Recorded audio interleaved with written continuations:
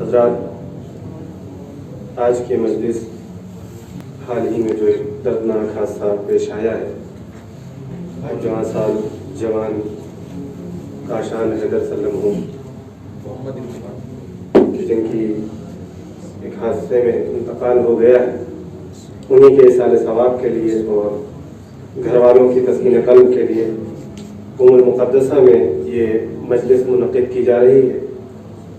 اس مجلس کا آغاز تلاوت کلام پاک سے ہوگا، جس کے لیے میں گزار ہوں عالی جناب سید علی ہادی رضوی صاحب سے کہ وہ تشریف لائیں۔ آپ حضرات سے گزارش ہے مل جل کر بآواز بلند صلوات سے استقبال فرمائیں۔ اللہم صل علی محمد۔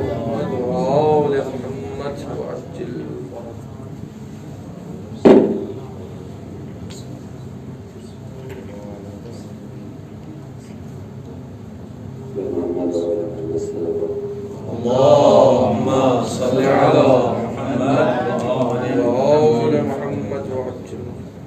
أعوذ بالله من الشيطان الرجيم. بسم الله الرحمن الرحيم.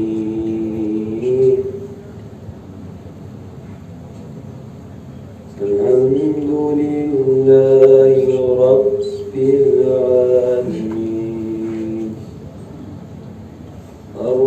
الرحمن الرحيم مالك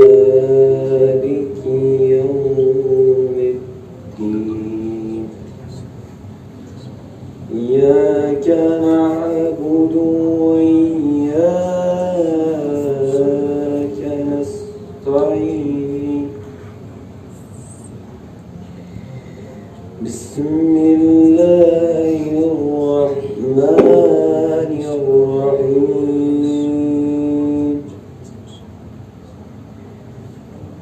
الحمد لله رب العالمين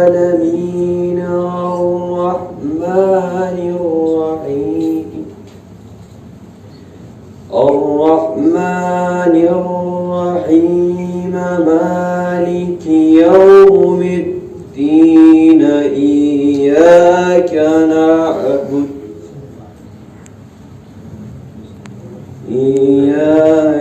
نعبد وإياك نستعين اهدنا الصراط المستقيم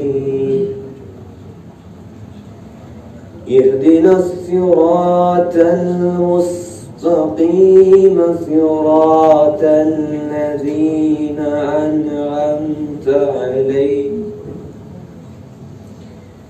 صراط الذين أنعمت عليكم صراط الذين أنعمت عليهم غير المغضوب عليهم ولا الضالين صدق الله العلي العظيم. اللهم صل على محمد وآل محمد.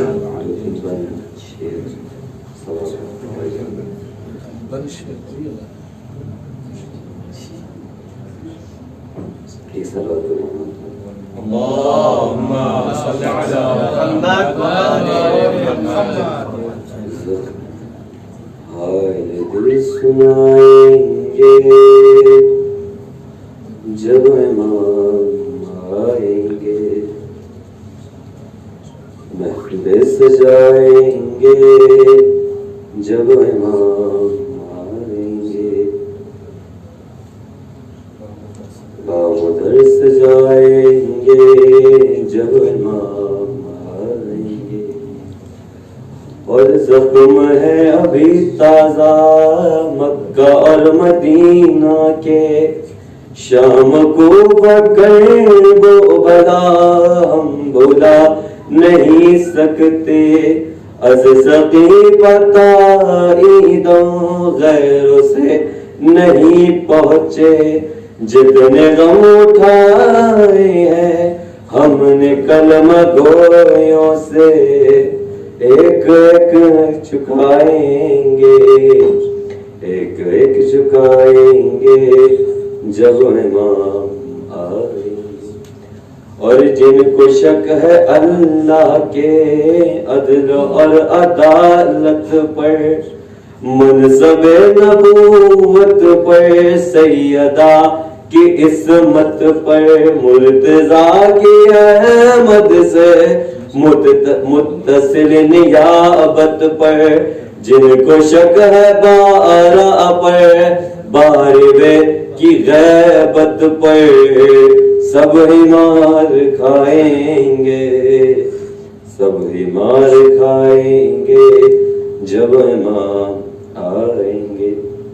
اور آخری کہ الاجل جو کہتے ہو آ گئے تو کیا ہوگا، الاجل جو کہتے ہو آ گئے تو کیا ہوگا، کیا ہے اپنی تیاری پیش ہم کریں گے کیا، صبت جا پر اپنا تو کل یہی ہے سرمایہ، ہم دو تو سود و سنا اور مرثیہ نوحہ، ہم یہی سنائیں گے، ہم یہی سنائیں گے جب امام آئیں گے۔ اللهم صل على محمد وعلى محمد۔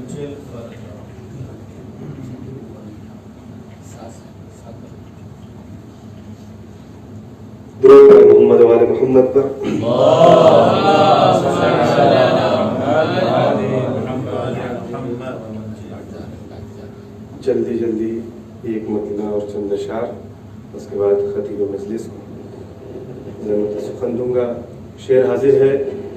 دیکھیں قبلہ کے انسان کو انسان بنانے کے لیے ہے، انسان کو انسان بنانے کے لیے ہے، انسان کو انسان بنانے کے لیے ہے، شبیر کا غم سارے زمانے کے لیے ہے، انسان کو انسان بنانے کے لیے ہے، شبیر کا غم سارے زمانے کے لیے ہے، اور کہتے ہیں جسے فرش عزائے شہ ابرار، کہتے ہیں جسے فرش عزائے شہ ابرار، ہر قسم کی تفریق مٹانے کے لیے ہے، کہتے ہیں جسے فرش عزائے شہ ابرار، ہر قسم کی تفریق مٹانے کے لیے ہے، اور کیوں مجلس شبیر نہ ہو جان سے پیاری، کیوں مجلس شبیر نہ ہو جان سے پیاری، یہ زیست کا عنوان بتانے کے لیے ہے، یہ زیست کا عنوان سکھانے کے لیے ہے، اور یہ سوگ کی تہذیب سفینے کے بشر کو، یہ سوگ کی تہذیب سفینے کو بشر کے، یہ سوگ کی تہذیب سفینے کو بشر کے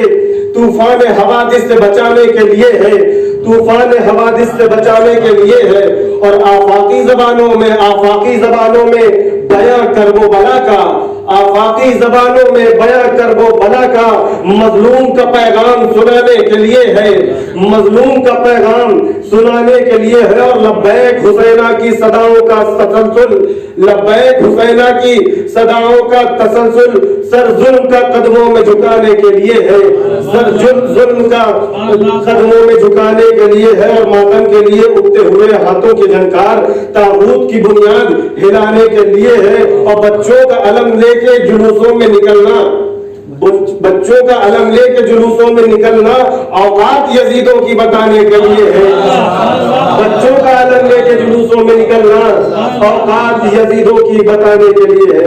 آئیے اب میں بڑے ادب و احترام کے ساتھ گزارش گزار ہوں حجت الاسلام والمسلمین عالی جناب مولانا محمد عقیل عباس معروفی صاحب سے کہ وہ وقفوں میں منبر ہوں، آپ حضرات سے گزارش ہے مل جل کر بآواز بلند صلوات سے استقبال فرمائیں۔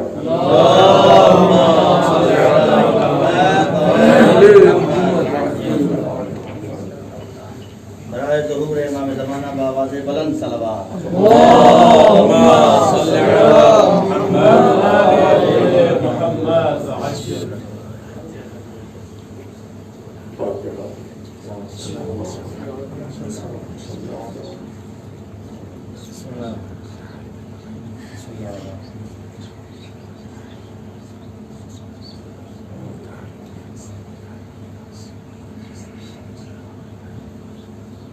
لا حول ولا قوة إلا بالله العلي العظيم. أعوذ بالله من الشيطان اللعين الرجيم. بسم الله الرحمن الرحيم. الحمد لله رب العالمين، الصلاة والسلام على أشرف الأنبياء والمرسلين، خاتم النبيين سيدنا ومولانا أبي القاسم محمد. اللهم صل على محمد وآل محمد وعلى أهل بيته الطيبين الطاهرين المعصومين، ولعنة الله على أعدائهم أجمعين.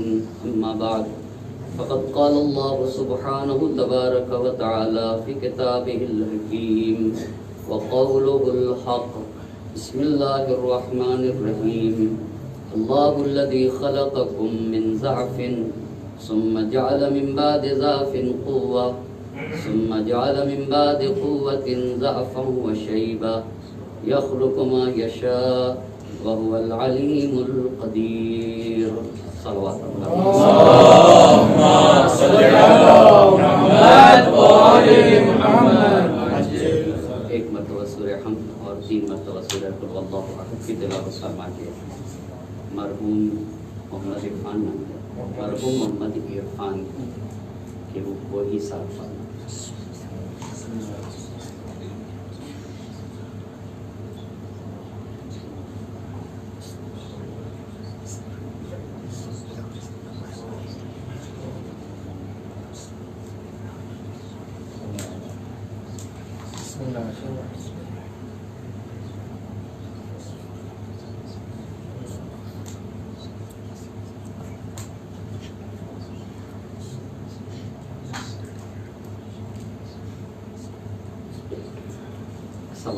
محمد اللهم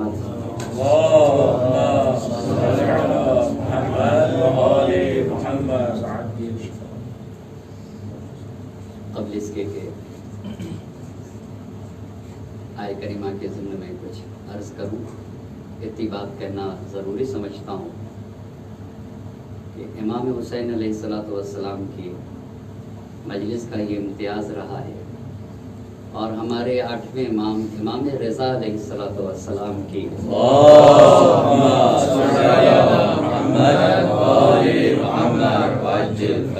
یہ سیرت رہی ہے کہ امام علی مقام فرش عزا پہ ہوتے تھے اور مرثیہ خان خطیب کو حکم دیتے تھے کہ وہ منبر سے جا کر امام علی مقام سید الشہداء کا ذکر کرے. یہ سیرتیں انسان کو سہارا دیتی ہیں کہ اپنے بزرگوں کے سامنے منبر ابا عبداللہ الحسین علیہ السلام پہ جا کے کچھ معروضات عرض کر سکے، اور اپنے پڑھے ہوئے درس کو اسے یہ موقع ملتا ہے کہ اپنے بزرگوں کے سامنے پیش کر سکے، جس کی بنیاد پر اس کی اصلاح ہو سکے. ایک نوجوان کے ایصال ثواب کی مجلس ہے، اور وہ بھی حادثاتی موت. اسی لیے قرآن کریم کے اس آیہ کریمہ کو سرنامے سخن قرار دیا، جس میں اللہ کا ارشاد ہو رہا ہے اللہ الذی خلقکم من ضعف. وہ خدا تو وہ ہے جس نے تمہیں کمزور پیدا کیا. یہ انسان کے بچپنے کی طرف اشارہ ہے. ثم جعل من بعد ضعف قوة، پھر کمزوری کے مرحلے سے نکال کے تمہیں قوی بنا دیا. یہ جوانی کی طرف اشارہ ہے. ثم جعل من بعد قوة ضعفا وشیبا، پھر تم قوی تھے، پھر اس سے جب آگے بڑھے تو اس نے تمہیں ضعیف اور بوڑھا بنا دیا. یخلق ما یشاء، وہ پیدا کرتا ہے اس چیز کو جسے وہ چاہتا ہے. وَهُوَ الْعَلِيمُ الْقَدِيرُ، وہ علیم ہے اور قدیر ہے. آیت نے زندگی کے 3 مراحل بیان کیے. پہلا مرحلہ بچپنا ہے، دوسرا مرحلہ جوانی ہے، اور تیسرا مرحلہ بڑھاپا ہے. لیکن قرآن کریم میں جب بچپنے کا تذکرہ کیا تو قرآن کہتا ہے اللہ الذی خلقکم من ضعف، कमजोर पैदा किया है तुमको, उसके बाद तुम्हें कवि बनाया। लेकिन जब बचपने से आगे बढ़ के जवानी को जिक्र किया तो कवि हो तुम, तो कवि हो तो किस मैदान में? हर एतबार से कवि हो, जिस्मानी एतबार से, रूहानी एतबार से, एहसासात के एतबार से, जज्बात के एतबार से, हर एतबार से कवि हो। और जब इंसान बुढ़ापे की मंजिल में कदम रखता है तो कुरान कह रहा है कि सुम्मा जअला मिन बाद कुव्वतिन ज़अफ़न व शैबा।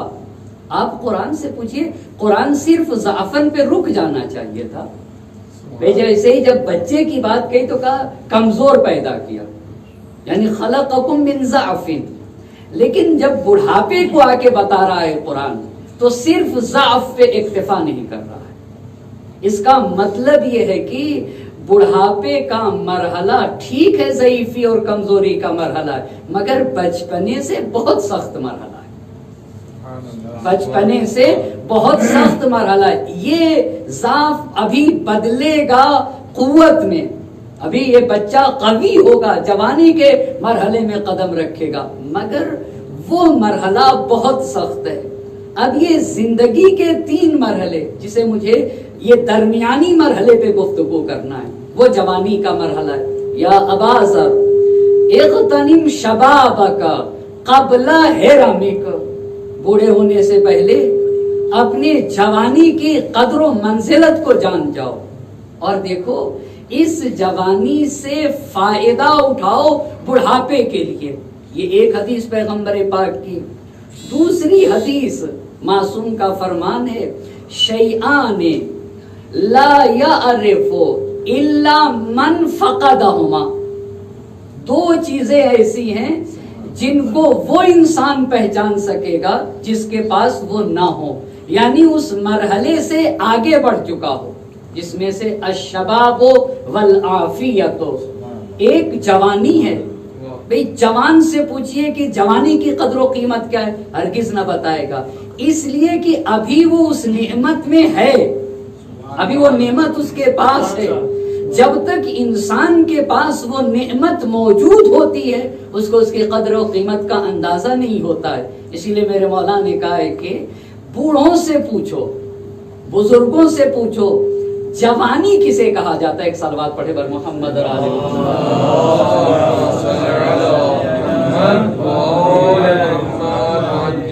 एक और सलवात पढ़ दे बर मोहम्मद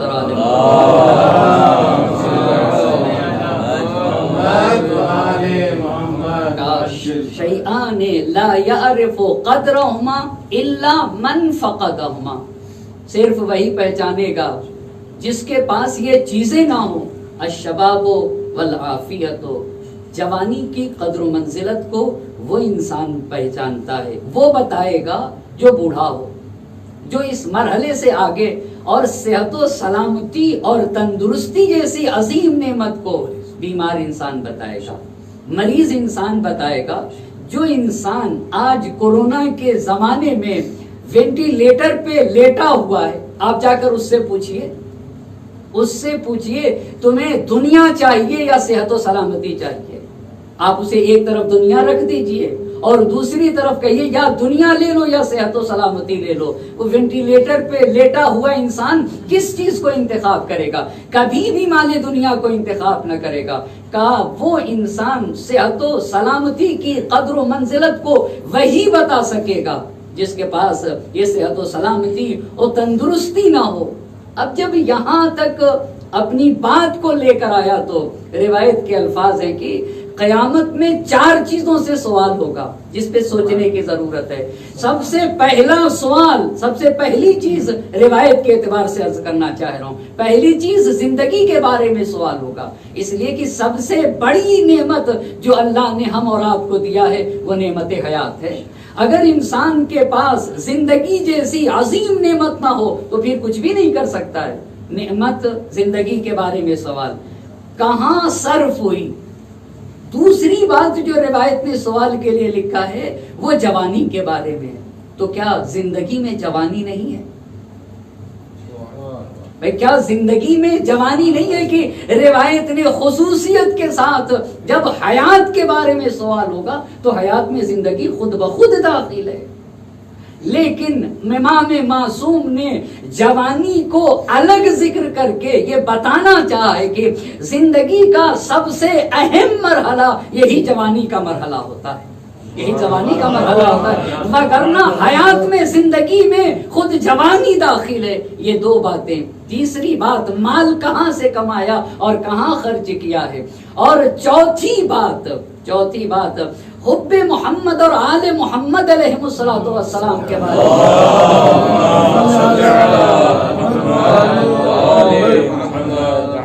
اب اپنی گفتگو کو اگر ایک انسان جوان ہے تو صرف اس کا جسم جوان نہیں، ہر اعتبار سے وہ جوان ہوتا ہے۔ جوان کے چند خصوصیات کی طرف اشارہ کروں گا۔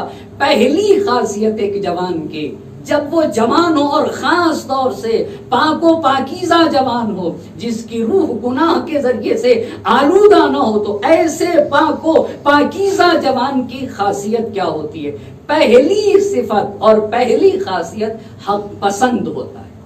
حق پسند، وہ دیکھتا یہ ہے کہ ایک جوان طیب و طاہر جوان ماں باپ عزیز اقارب رشتہ دار ان چیزوں کو نہیں دیکھتا ہے، وہ یہ دیکھتا ہے کہ حق کدھر ہے اور حق اور انصاف کدھر ہے۔ آپ تاریخ دیکھ لینا، مسلسل پڑھا کرتے ہیں، جناب علی اکبر علیہ السلام نے کون سا جملہ ارشاد فرمایا تھا؟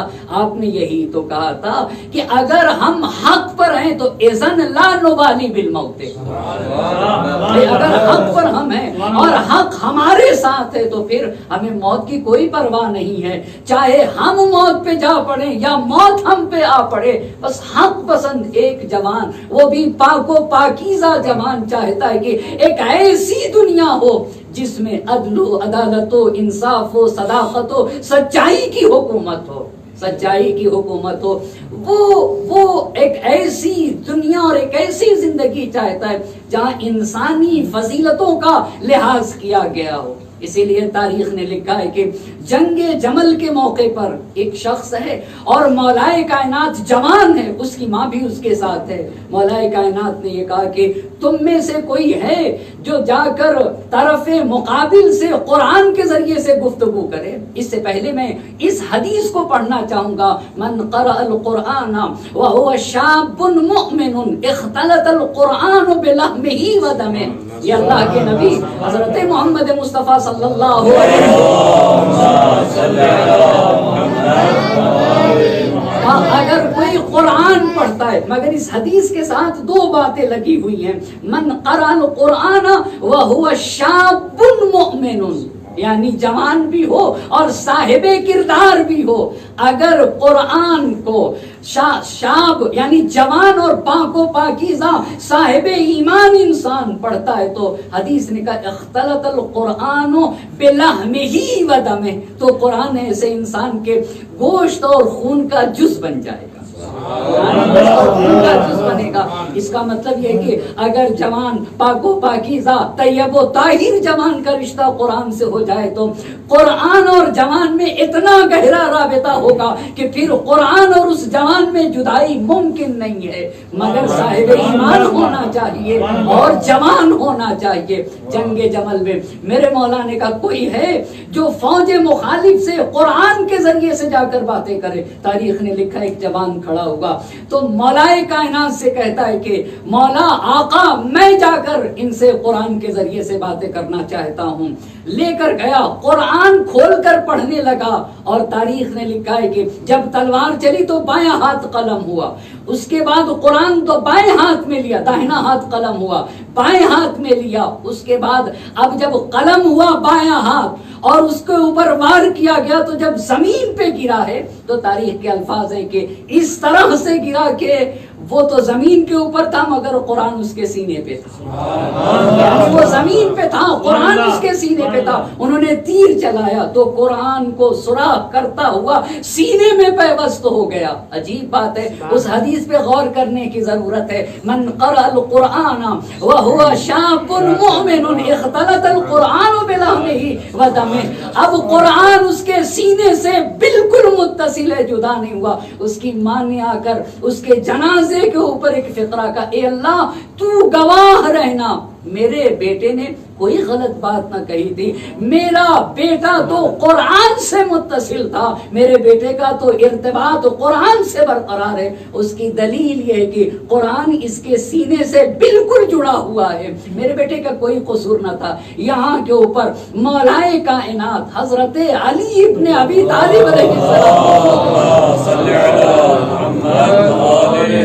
السلام نے آ کر اس کے جنازے کے اوپر ایک فقرہ ارشاد فرمایا, ان الفتى ممن حشى اللہ قلبه نورا. یہ جوان ان جوانوں میں سے اللہ نے جس کے قلب کو منور کر رکھا ہے. ایک صلوات پڑھے بر محمد اور آل محمد.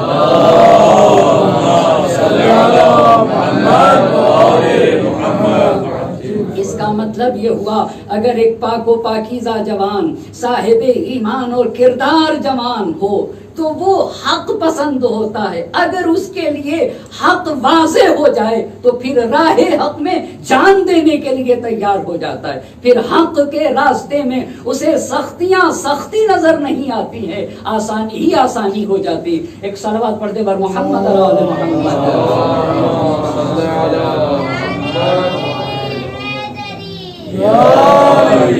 اسی لیے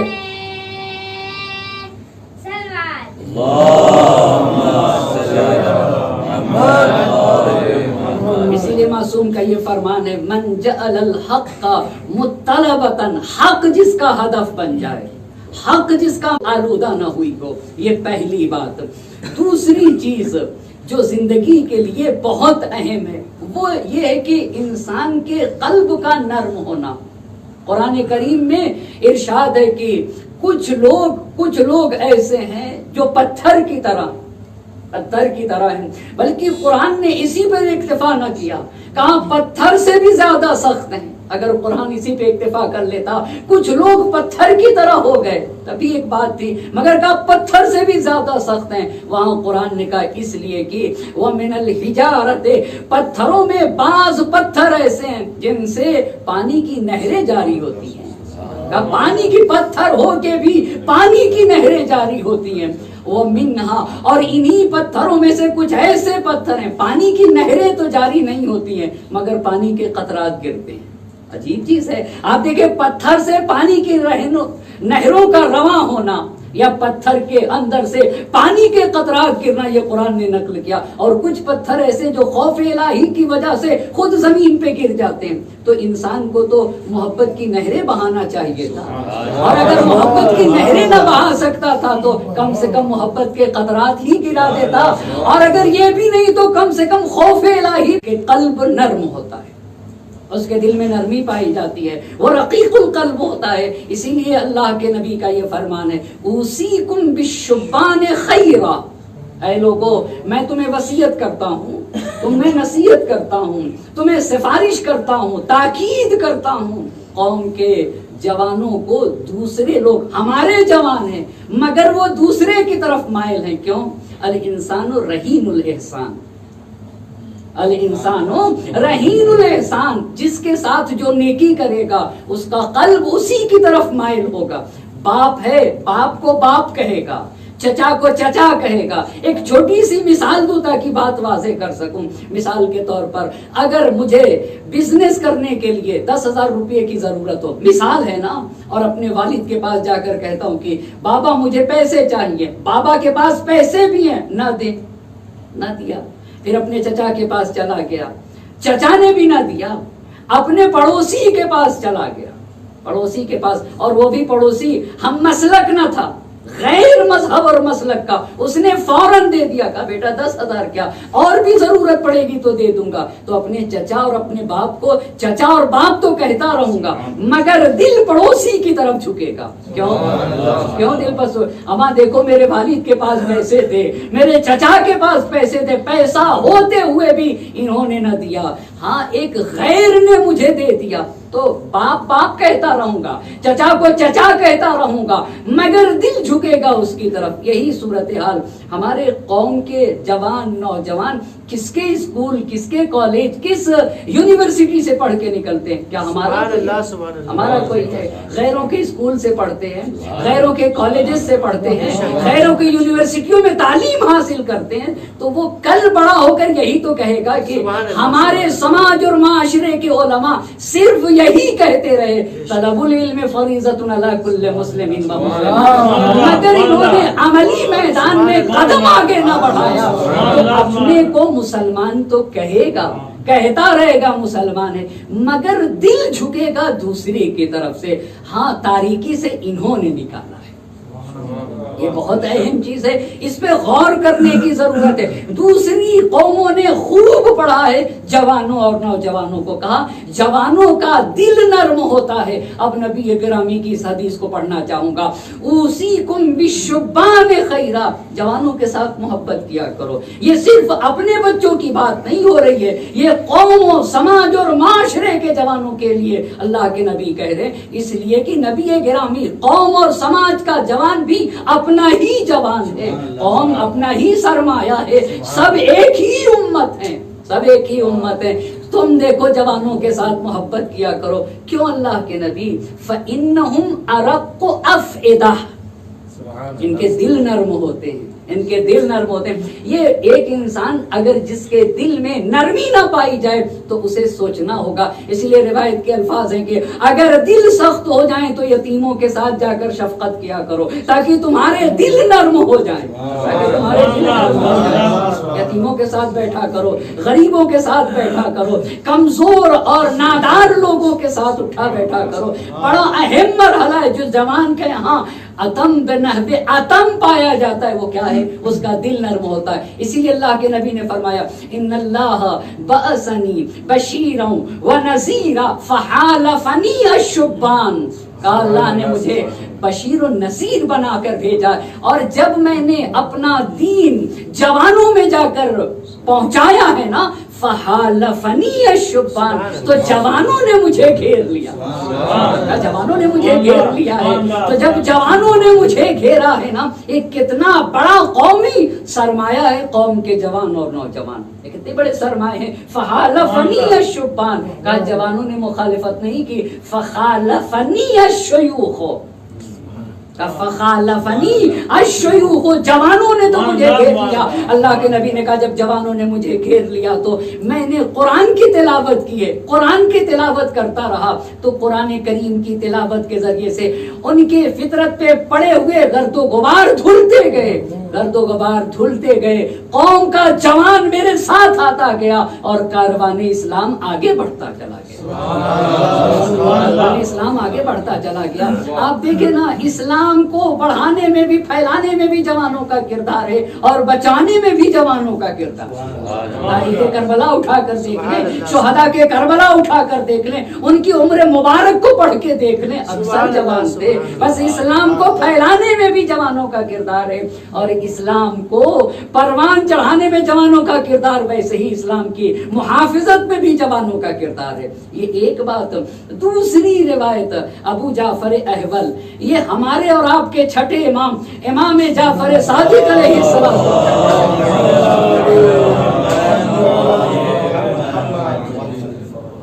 इमाम जाफर सादिक अलैहिस्सलाम के चाहने वालों में से हैं। ये तबलीग पे जाया करते थे अबू जाफर अहवल, खूब इन्हें भेजते थे इमाम जाके तबलीग करो। अब एक मर्तबा तबलीग करके आए ना, तबलीग करके तो इमाम ने पूछा कि कैसे रही तुम्हारी तबलीग, लोगों ने तुम्हारी बात को कबूल किया या नहीं किया, माना या माना नहीं, असर हुई, मुअस्सिर वाक़े हुई या मुअस्सिर वाक़े न हुई। तो अबू जाफर अहवल ने कहा कि आका कोई असर न दिखा, मेरी तबलीग का कोई भी असर न दिखा, कोई भी असर न दिखा। ये हमारे समाज और माशरे में ये जो आलिम में और कौम में ये फासला है ना, इसे खत्म होना चाहिए, इसे खत्म होना चाहिए। यानी एक समीमियत बरकरार होना चाहिए जिसकी बुनियाद पर कौम की हर फर्द अपने आलिम और रहनुमा से बेहतरीन तरीके से और बगैर किसी झिझक के, भाई अल्लाह के नबी ने कैसा माहौल बनाया था। हमने तो सीरे नबी गिरामी में ये पढ़ा है कि अगर एक खातून के यहाँ कोई बच्चा पैदा होता था तो वो अपने बच्चे को उठा कर ला के नबी गिरामी के पास ला के कहती थी कि अल्लाह के नबी, अल्लाह ने मुझे नेमत औलाद से नवाजा है, मैं चाहती ही हूँ कि मेरे बच्चे के दाहिने कान में अज़ान मुबारक आप कह दें और बाएं कान में इकामत दें। और अल्लाह के नबी कहते थे। कितना प्यारा माहौल बनाया था अल्लाह के नबी ने, कितनी प्यारी बात कही थी। नबी गिरामी से अफजल मगर कोई है अल्लाह के जमीन के ऊपर, कोई अफजल है? अफजलुल बशर, अफजलुल बशर, जिससे अफजल कोई नहीं। उसने ऐसा माहौल बनाया, आदमी की बात नहीं कर रहा हूँ, एक खातून अपने बच्चे को लेकर नबी गिरामी के पास पहुंचकर आसानी से कह दे रही है कि अल्लाह के नबी आप अज़ान दे दें और आप इकामत दे दें। ऐसा अल्लाह के नबी ने माहौल बनाया था। तो आकर जब पूछा इमाम ने कि क्या हुआ, तुम्हारी तबलीग का कोई असर हुआ? कहा आका कुछ भी असर नहीं हुआ। तो कहा किसमें की थी तबलीग, तुमने किसके दरमियान जाके गुफ्तगू की थी? अलैका बिल अहदास, अलैका बिल अहदास, तुम पर जरूरी है जवानों में जाया करो। अलैका बिल अहदास फइन्नहुम असरउ इलल हक, तुम जवानों के अंदर जाया करो, जवानों में जाकर अपनी बातों पर रखो। इसलिए कि जवान हक पसंद होता है, जवान हक पसंद होता है, पाको पाकीज़ा होता है, उसकी रूह तैयब व ताहिर होती है अगर उसने गुनाह से अपनी रूह को आलूदा न किया हो। फ़इन्नहुम अस्रउ इलल हक़, अगर बात है ना उसे समझ में आ गया कि हक ये है तो बहुत तेजी के साथ वो हक को कबूल कर लेगा। एक सलावत पढ़े बर मोहम्मद और आले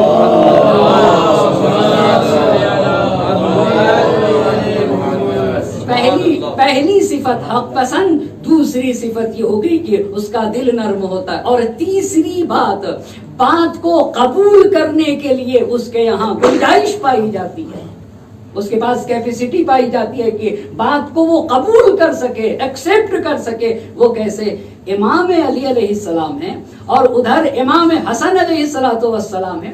इमाम अली अलैहिस्सलाम ने इमाम हसन मुश्तबा अलैहिस्सलाम को खिताब करके फरमाया, बेटा इन्नमा कल्बुल हदसे कल अर्जिल खालिया। आप देखे ना, कल्बुल, हर जवान, हर फर्द एक आइडियोलॉजी का भूखा और प्यासा है। अगर उसे सही आइडियोलॉजी ना दी जाए तो वो गलत आइडियोलॉजी लेगा, इसलिए कि वो भूखा नहीं रह सकता है, इसलिए कि वो भूखा नहीं रह सकता। इसीलिए छठे इमाम ने कहा कब्ल इसके कि मुर्जिया की लफ्ज हदीस में, कब्ल इसके कि मुर्जिया आके तुम्हारे जवानों को बहका ले जाए, तुम अपने जवानों को, हमारे जवानों को अहादीस से आशना करा दो, यानी हमारे उलूम से आशना करा दो। इसलिए कि हर इंसान भूखा है, उसे एक आइडियोलॉजी की जरूरत है, वो प्यासा है। भाई कब तक एक इंसान प्यासा रहेगा, कब तक एक इंसान भूखा रहेगा? अगर उसे सही साफ सुथरा खाना ना मिले तो आलूदा खाना खा लेगा। इसीलिए जब बहुत ज्यादा एक इंसान प्यासा हो और उसे पानी दीजिए तो वो बहुत गौर से नहीं देखता है। अगर बहुत ज्यादा प्यासा हो और उसे पानी देंगे तो वो फिर बहुत ज्यादा दिक्कत नहीं करता, उसमें उसे पी लिया करता है। ऐसे ही मिसाल कौम के जवानों और नौजवानों की, अगर उसे सही आइडियोलॉजी ना दी जाए तो वो मखलूत आइडियोलॉजी को ले लेगा, वो भूखा और प्यासा नहीं रह सकता है, वो भूखा। बस कहा मेरे इमाम ने कि बेटा हसन इन्नमा कल्बुल हदसी कल अर्जिल खालिया मा उल्किया फीहा मिन शैइन कबिलत हो। ठीक बात है। कहा जो भी उसमें डाल दिया जाएगा वो उसे कबूल कर लेगा। फबअदरतुका बिल अदबे क़ब्ल अन यक्सुका क़ल्बुक, क़ब्ल इसके कि उम्र ढले, तुम्हारी उम्र ढले, बड़े हो जाओ, क़ब्ल इसके कि तुम्हारा दिल सख्त हो, मैंने चाहा कि तुम्हें अदबे इलाही से मुअद्दब कर दिया जाए। सलवात पढ़े बर मोहम्मद और आले मोहम्मद।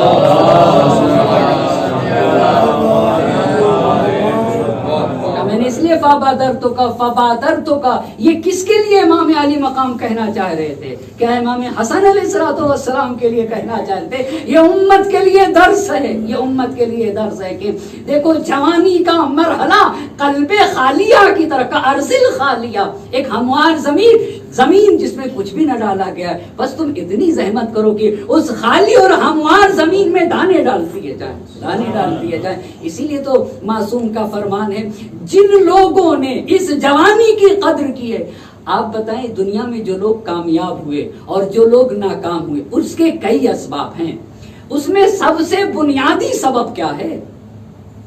جو لوگ دنیا میں کامیاب ہوئے، کیا وہ پیسے والے تھے؟ کیا وہ بہت زیادہ ذہین لوگ تھے؟ ایسا ہرگز نہیں ہے۔ جو لوگ جتنا ذہین ہیں، آپ تاریخ اٹھا کر مراجع کی دیکھ لیجئے نا، مراجع کرام کی تاریخ اگر آپ اٹھائیں گے تو بہت زیادہ ذہین لوگ کامیاب نہیں ہوئے ہیں۔ ہاں متوسط طبقے کے لوگ جو متوسط ذہانت رکھتے تھے وہی کامیاب۔ پھر کامیابی کے پیچھے راز کیا تھا؟ جن لوگوں نے زحمتیں کی ہیں، توجہ کرنے کی ضرورت ہے، جن لوگوں نے زندگی میں زحمتیں کی ہیں، اپنی جوانی سے فائدہ اٹھایا ہے، ان کے یہاں کامیابیوں نے ان کے قدم چومے، کامیابیوں نے ان کے قدم۔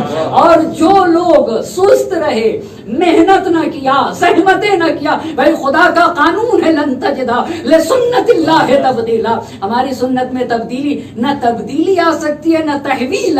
مثلا ایک قانون بنا ہے اس پہ حاشیہ لگا دیتے ہیں، یہ دنیا کا قانون ہے نا، کہا ہمارے قانون پہ حاشیہ بھی نہیں لگتا ہے، ہمارے قانون پہ حاشیہ، یہ تحویلہ کا معنی ہے، لن تجدا لسنت اللہ تبدیلا، نہ قانون بدلتا ہے اور نہ ہی قانون پہ حاشیہ لگتا ہے۔ تو قانون کیا ہے اللہ تیرا؟ ان اللہ لا یغیر بنعمت، ایک صلوات پڑھیں بر محمد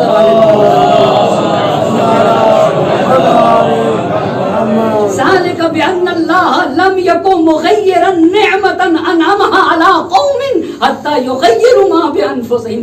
ایک قوم جب تک اپنے اہداف کو، اپنے مقاصد کو، اپنے ایب کو نہیں بدلتی ہے، ہم ہرگز اس قوم کو بدلنے والے نہیں۔ اس کا مطلب یہ ہے کہ خود تلاش و کوشش کرنے کی ضرورت ہے۔ یہ پہلی چیز۔ بس کل ارض الخالیہ، جوانی کی تیسری خصوصیت یہ ہو گئی کہ اس کے یہاں بات کو قبول کرنے کی صلاحیت پائی جاتی ہے۔ اسی لیے نبی کا فرمان ہے من تعلم فی شبابہ، من تعلم فی شبابہ، یہ کتنا اہم مرحلہ ہے۔ اسی لیے اب مجھے بہت معاف کریں گے، ایک ایسا نہ ہو کہ میں وہ چھوٹا منہ ہے، مگر ایک بات آ گئی ہے تو عرض کرنا چاہتا ہوں کہ من تعلم فی شبابہ کالمنزلۃ فی الرسم فی الحجر، اگر جوانی میں کسی نے فائدہ اٹھایا ہے نا، علم حاصل کیا ہے، تو اس کی مثال بالکل ایسی ہے جیسے پتھر پہ نقش بنا دیا جائے،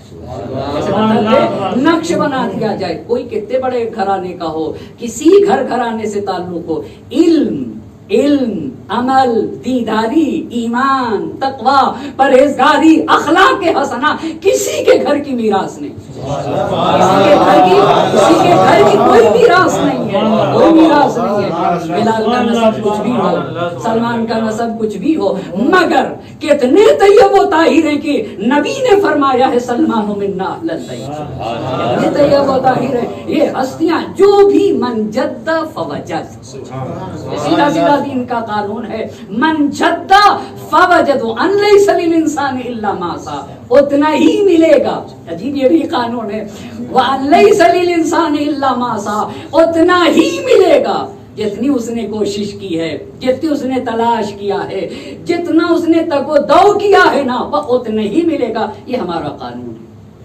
ان اللہ لا یغیر بنعمت، اللہ کسی بھی نعمت کو بدلتا نہیں ہے مگر یہ کہ وہ قوم نہ خدا اپنے آپ کو بدلے۔ اسی لیے کہا ومن تعلم وهو کبیر، اگر جا کے پڑھا، یہ مطلب اس کا نہیں ہے کہ نہ سیکھے جائے، مگر جوانی کی قدر و منزلت کو سمجھنا ہوگا۔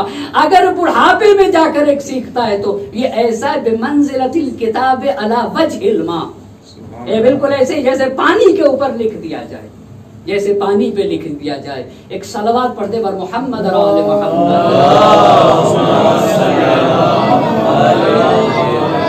یہ تین खासियत बताई, 2 जिम्मेदारी भी अर्ज करना चाहूंगा। ये तो 3 खासियत ये हो गई, 2 जिम्मेदारी अर्ज करना चाहता हूं कि जवानों की जिम्मेदारी क्या है। इंशाअल्लाह कभी अगर इस तरह का मौका रहा तो ये भी बातें अर्ज करने की जरूरत। जवानी के खतरात क्या हैं, उनकी तरफ भी आगाह करने की जरूरत है। भाई खतरात है जवानी के, उसके खतरात भी है ना, उसकी तरफ भी मुतवज्जे रहने की जरूरत है।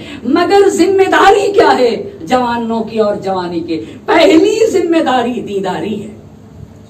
पहली जिम्मेदारी क्या है? दीदारी है, यानी एक जवान को दीदार बन के रहना होगा। अब तवज्जो करिएगा, सादिक आले मोहम्मद की हदीस पढ़ना चाहूंगा। या माशरल फित्यान, या माशरल फित्यान हस्सिनु अराज़कुम बिल अदब व दीनकुम बिल इल्म। अजीब बात है, कहा 2 चीजों को बचाओ ए जवानों, कौम के जवानों। या माशरल फित्यान, ए जवानों 2 चीजों का तहफ्फुज करो, एक आबरू का और दूसरे दीन का।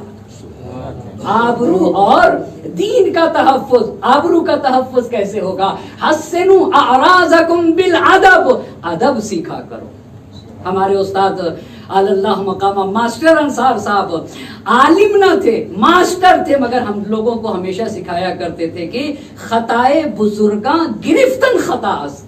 अजीब बात है, यानी ये मसल हमें हिंदुस्तान में हमारे मास्टर बताते थे, बुजुर्गों की खता पकड़ना ये खुद एक खता है, ये खुद एक खता है।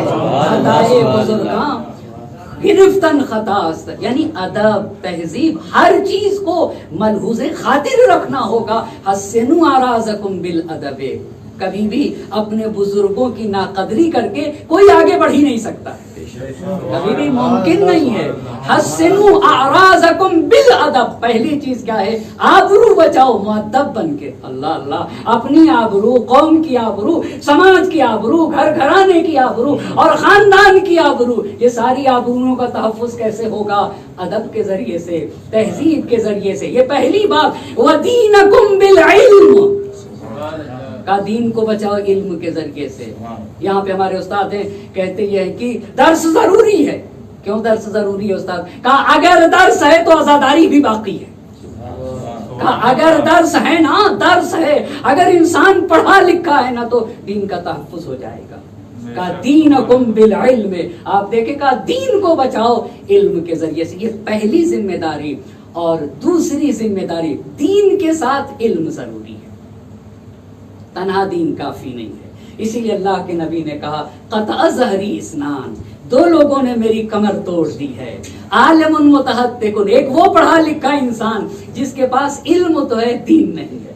ये भी इस्लाम के किसी काम का नहीं है। जिसको किताबें आती हो, इस्तिलाहात आती हो, सब कुछ आता हो, कहिए तो सारी चीजें बता देगा, मगर अल्लाह के नबी कह रहे कि दीन में तुम्हारी कोई गुंजाइश नहीं है। चाहे वो डॉक्टर हो, चाहे वो इंजीनियर हो, चाहे वो IAS हो, चाहे वो हम जैसा एक आलिम हो, का अगर इल्म है दीन नहीं, कोई फायदा न दे सकोगे तुम इस्लाम को, नुकसान पहुंचाओगे, नुकसान पहुंचाओगे। ऐसे ही लोगों के लिए कहा गया रुब्बा आलिमिन क़द क़तलहु जहलो, कितने आलिम ऐसे जिनको उनकी जहालत ने कत्ल कर दिया। ऐसे ही लोग आलिम है मगर जहालत ने कत्ल कर दिया है।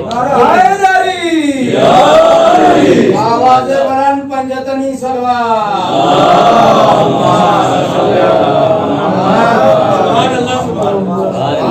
ये एक बात। दूसरी बात, वजाहिलुन मुतनस्सिकुन, वो जाहिल जो दीदार है मगर उसके पास इल्म नहीं है, दीन में इसकी भी गुंजाइश नहीं है, दीन में इसकी भी। इतनी बातों के बाद बस सहमत को तमाम कर दिया। एक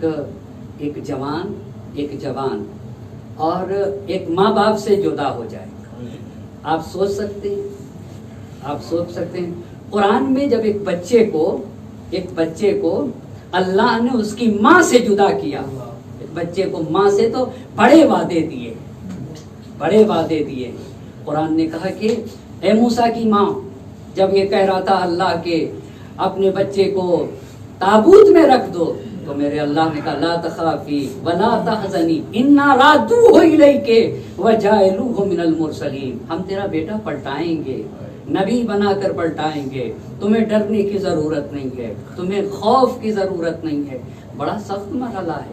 हम और आप यहाँ बैठकर आसानी के साथ ये कह देंगे कि एक जवान का इंतकाल हुआ ایک نوجوان کا انتقال ہو گیا، ایک بیٹا اپنی ماں سے جدا ہوا، ایک بیٹا اپنے باپ سے جدا ہوا، ایک بھائی اپنے بھائی سے جدا ہو گیا، ایک بھائی اپنی بہنوں سے جدا ہو گیا، اور وہ بھی چھوٹا جب گھر کا ہو، چھوٹا گھر کا ہو تو ماں باپ کو اپنی اولاد سے کیسا عشق ہوتا ہے، کیسی محبت ہوتی ہے، کیسا پیار ہوتا ہے۔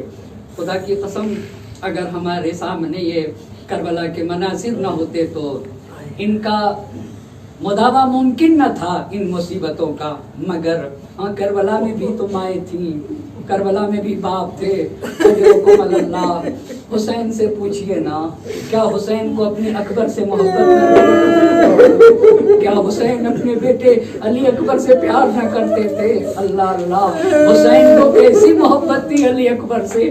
اسی لیے امام علی مقام نے جو جناب علی اکبر کی رخصتی پہ خصوصیتیں برتی ہیں، کسی شہداء کے لیے وہ نہ کیا۔ اجرکم اللہ، جب جناب علی اکبر اذن جہاد کے لیے آئے تو امام علی مقام نے ہاتھوں کو اٹھا دیا، آنکھوں میں آنسو بھرے ہوئے تھے۔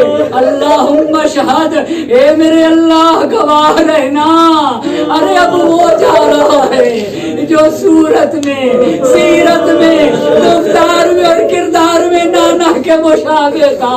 اے اللہ، ارے جب مجھے نانا کی زیارت کا اشتہاق ہوا کرتا تھا، میں علی اکبر کی زیارت کر لیا کرتا تھا۔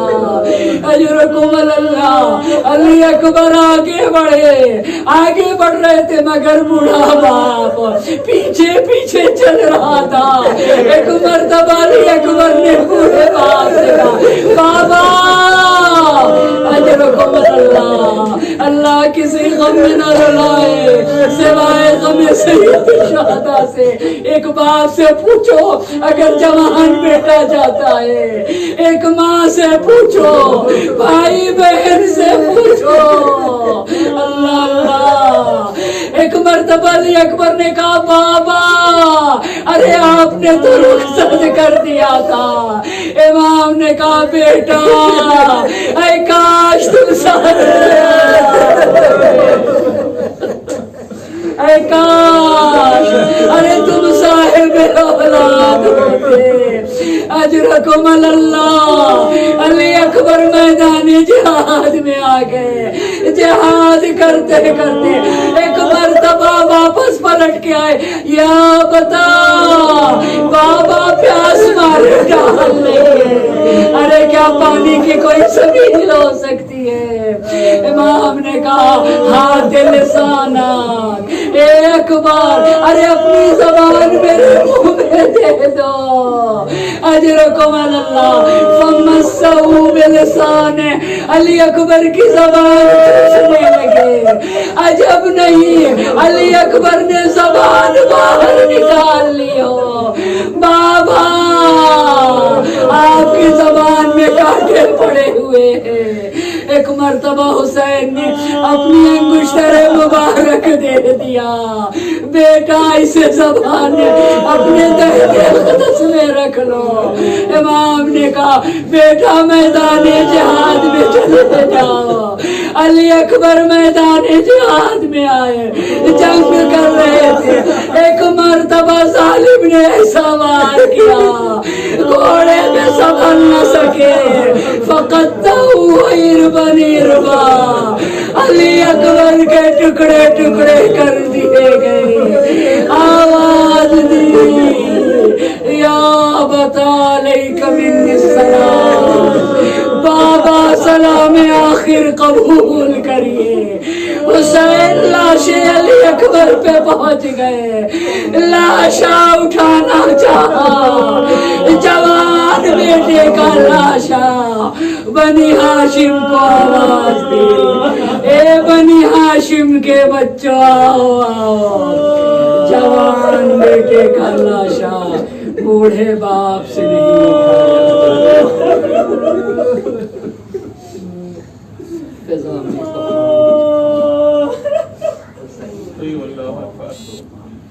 وَسَيَعْلَمُ الَّذِينَ ظَلَمُوا أَيَّ مُنقَلَبٍ ينقلبون إِنَّا لِلَّهِ وَإِنَّا إِلَيْهِ رَاجِعُونَ لا بحق الزهراء وأبيها وبعلها وبنيها والسر المستودع فيها 10 مرتبہ بسمك يا الله يا الله يا الله يا الله يا الله يا الله يا الله يا الله يا الله يا الله. خدا تجھے واسطہ ہے محمد اور آل محمد کا ہماری اس مختصر سی عبادت کو اپنی بارگاہ میں قبول فرما. ہماری ناظروں کو رومال زہرا میں جگہ عنایت فرما.